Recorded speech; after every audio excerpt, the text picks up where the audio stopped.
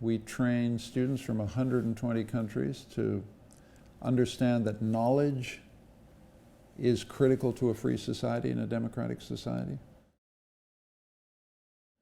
We try and train them to live in a free society. That isn't easy.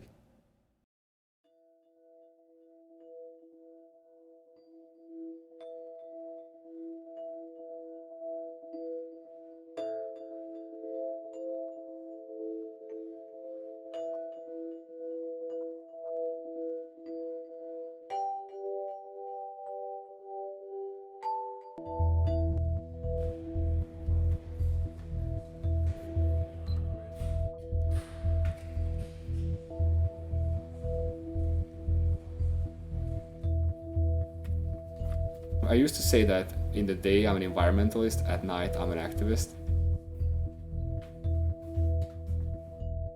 Well, CU is like a family in a way, because it's a very small university. People usually know each other. Of course, not everyone, but we know each other a lot. And since the ratio of students to professors is 1:8, we have a lot more closer connection with the professors, and we can talk to them on a first name basis, and we do share a lot of things. So when this happened, it really impacted the community.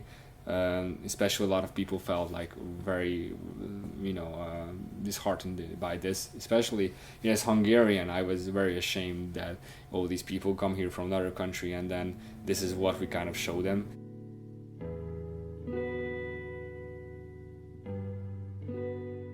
We are not internationalizing. We are international. We were born international. We are international by design. And if you ask me now whether you can visit our international students' office, I will tell you we don't have one, because all our students are international students. The university is designed like that. So, in short, we are speaking of our identities. We are American, Hungarian, research intensive, Central European, international. We are also European in some ways, considering our mission and our educational approaches. So we are a university with two passports. We have an American passport and we have a Hungarian passport, and we comply with both legislations unless they are made impossible, and we don't want to discontinue this.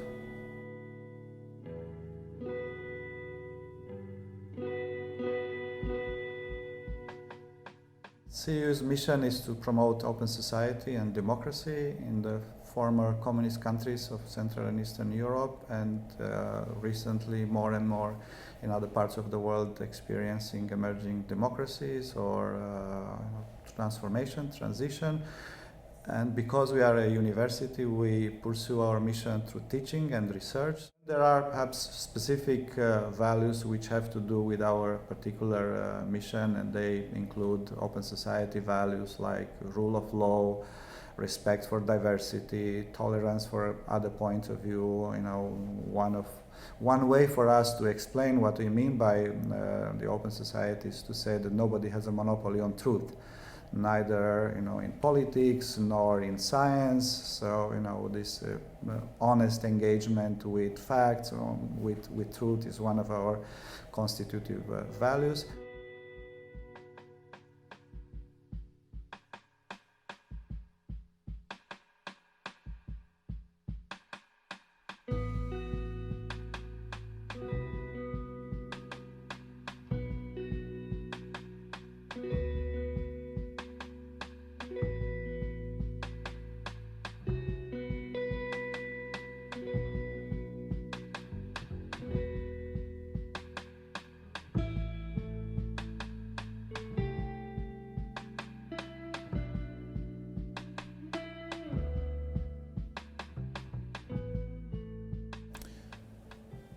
Free institutions have to have a stable legal basis upon which to operate.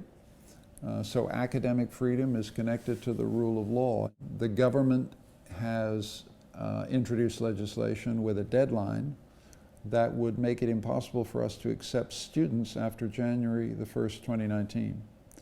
And that's a kind of death sentence for a university. You got to keep students coming through the doors.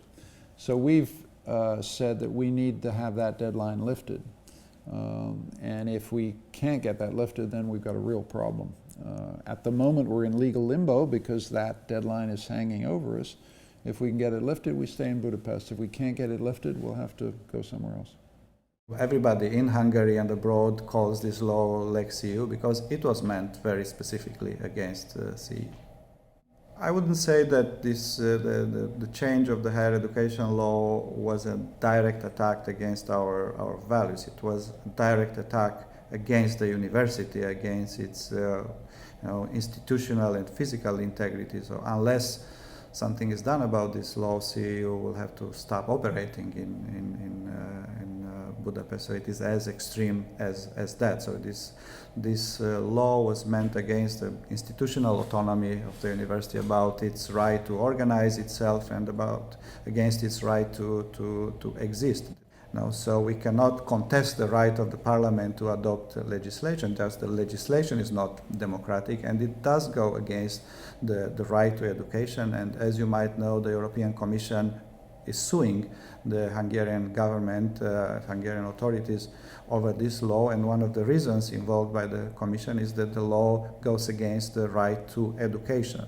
The right to academic freedom, university autonomy, but the right to education, the right of students or of individuals to study.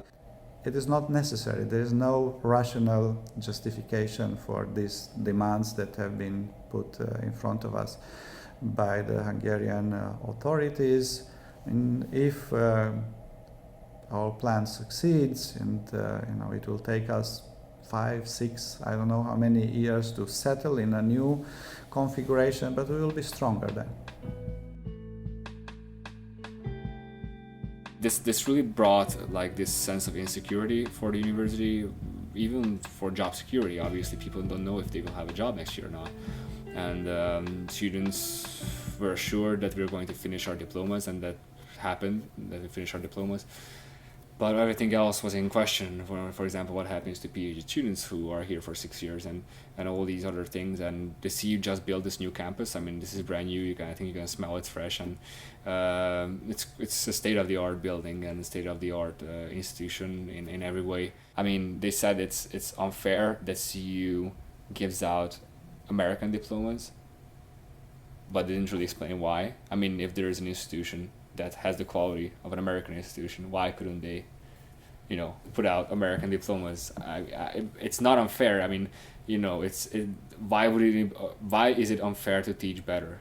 I never really understood that. I mean, they could give as much money as they want to any university. They could bring any university to the same level of CEU if they want to, but they don't. So basically, what they're saying is that private education should be illegal.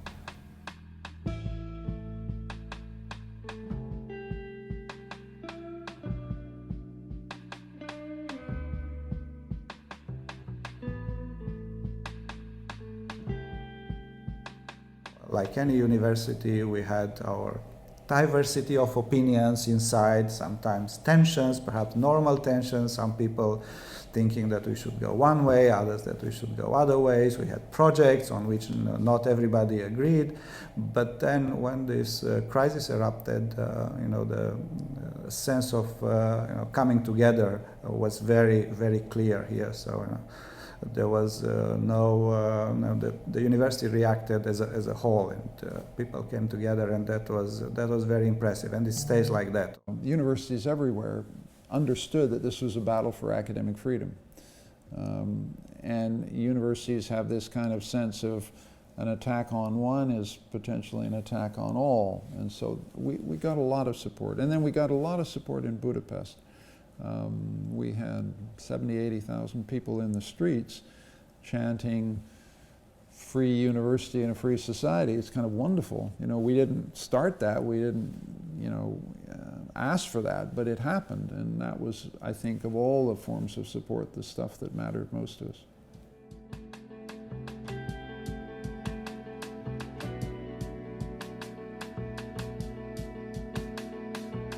I think it was quite unexpected how people supported CU. The community itself couldn't physically support the CU as much because there are only a few thousand people, even with the professors. So well, I think the government expected this to be like a very small thing that they can get over with, a matter of weeks. But everybody, even myself, was surprised at the amount of support the CU received. I think they understood the symbolism of CU, how it's a leading institution. When I first heard that CU is threatened, I immediately sprung to action, really.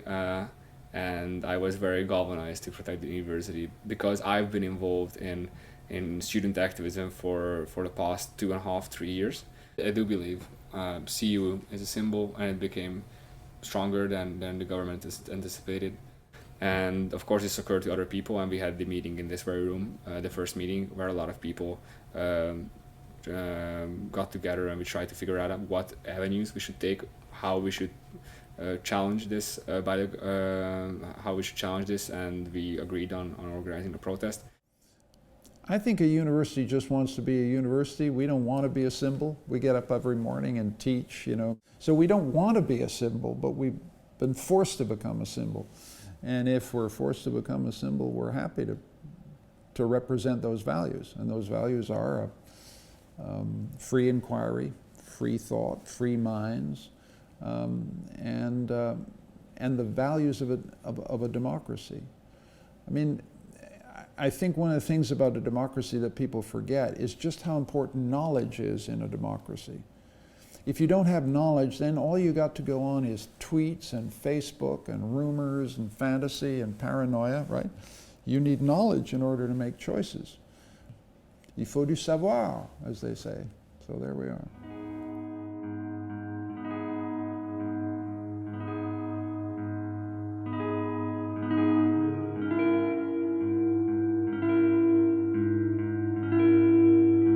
I owe it to myself to try to save my university, and even if I wasn't a student here, I still would have did my best.